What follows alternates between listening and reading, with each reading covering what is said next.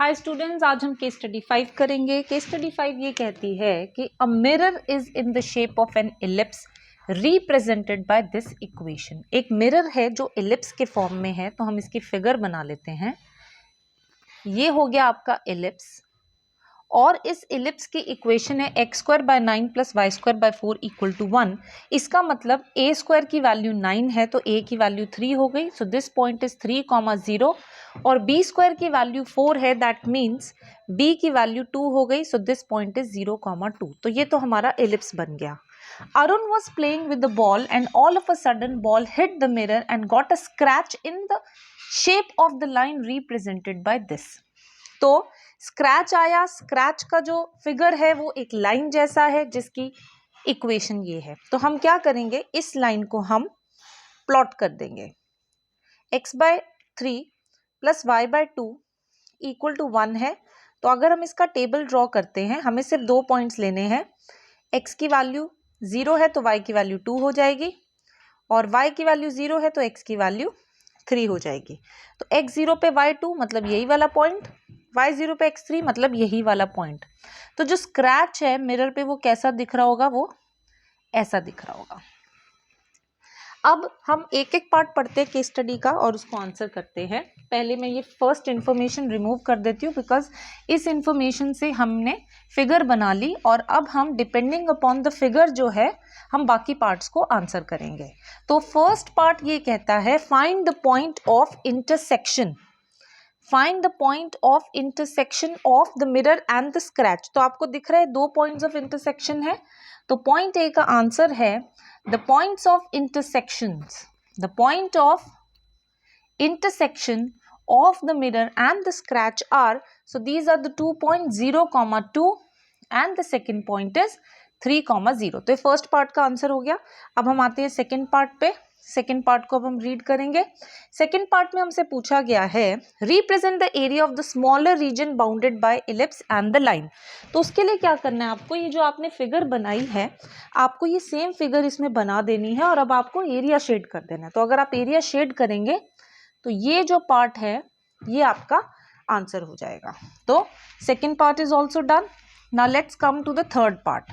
So the C part says find the area of the smaller region bounded by ellipse and line. तो हमें ये area निकालना है। अब हमें दिख रहा है कि 0 से 3 हमें मूव करना है। हमारा फॉर्मूला क्या होता है, y dx, जहाँ पे हम यहाँ पे x की लिमिट लगाते हैं। अब अगर आप 0 से 3 पे मूव कर रहे हो तो x की लिमिट लगाई मैंने 0 से 3, पर जब आप 0 से 3 मूव कर रहे हो आप देख रहे हो यहाँ पे खाली स्पेस है और जब भी खाली स्पेस होता है तो हमारा एरिया निकालने का फॉर्मूला होता है outer curve minus inner curve. मतलब अगर हम ऊपर से इस फिगर को देखें तो जो कर्व जो या जो लाइन हमें पहले दिख रहा है, हमें एलिप्स पहले दिख रहा है, तो हम लिखेंगे कि इट इज 0 to 3 एलिप्स का y माइनस लाइन का y। तो अब हमें क्या करना है, अब हमें दोनों की इक्वेशंस को कंसिडर करना है और दोनों की इक्वेशंस को यूज करके हमें उनका y निकालना है so that we can put it in the formula and get our answer. So पहले हम इलिप्स की इक्वेशन से y निकालते हैं। इलिप्स की इक्वेशन थी x square upon 9 plus y square by 4 equal to 1। So y square by 4 is equal to 1 minus x square by 9। LCM लिया 9 minus x square by 9, 4 को उधर भेजा, वाई स्क्वायर की वैल्यू आ गई 4 by 9 into 9 minus x square. तो y की value आ जाएगी 2 by 3 under root 9 minus x square. ये इलिप्स का y है। अब लाइन का y हमें यहाँ से निकालना पड़ेगा। वो हम कैसे निकालेंगे, y by 2 is equal to 1 minus x by 3।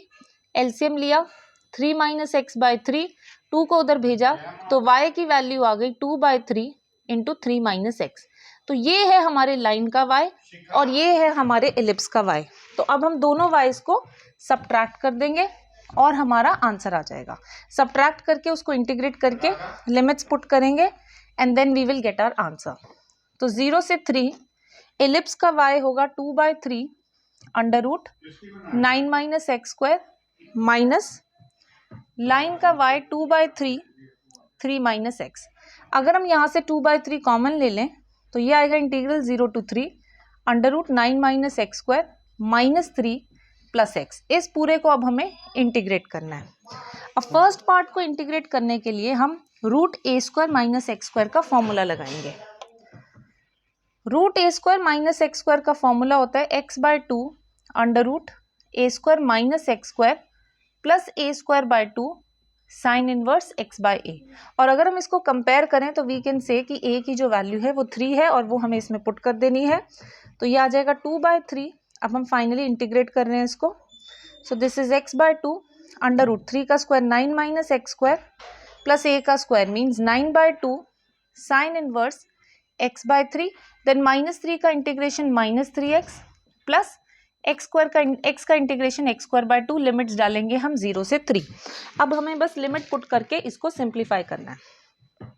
अब अगर हम सबसे पहले 3 डालेंगे तो यहाँ पे 9 माइनस 9 0 आ जाएगा प्लस 9/2 साइन इनवर्स 3/3, 3/3 होता है 1, साइन इनवर्स 1 की वैल्यू आ जाएगी π/2 माइनस 3 इंटू 3 आ जाएगा 9 प्लस 3 का स्क्वायर आ जाएगा 9/2 माइनस, अब 0 अगर यहाँ डालेंगे तो 0 माइनस साइन इनवर्स 0 हमें देगा 0 प्लस 3 इंटू 0 हमें देगा 0, 0 का स्क्वायर बाय 2 देगा हमें 0। ये सारी टर्म 0 आ गई। अब जो आंसर आया उसको बस हमें सिंप्लीफाई करना है। 2/3 this will give me 9π/4 minus 9 plus 9/2, इसको एलसीएम इसमें हमने लिया 4, 9π माइनस 36 प्लस 18, सो 2/3 9π माइनस 18/4, ऊपर से हम 9 कॉमन ले सकते हैं तो ये आ जाएगा 2/3 into 9 into pi minus 2 upon 4, 2 से 4 कट हुआ 2, 3 से 9 कट हुआ 3। और आपका जो सी पार्ट का फाइनल आंसर है, तो अब हम कंक्लूड करेंगे। सी पार्ट का फाइनल आंसर आ जाएगा 3/2 into pi minus 2 square units. और जो आपका थर्ड पार्ट है वो 2 मार्क्स का होगा, इसलिए इसमें ज़्यादा वर्किंग है। बाकी दोनों parts 1-1 marks each. Thank you.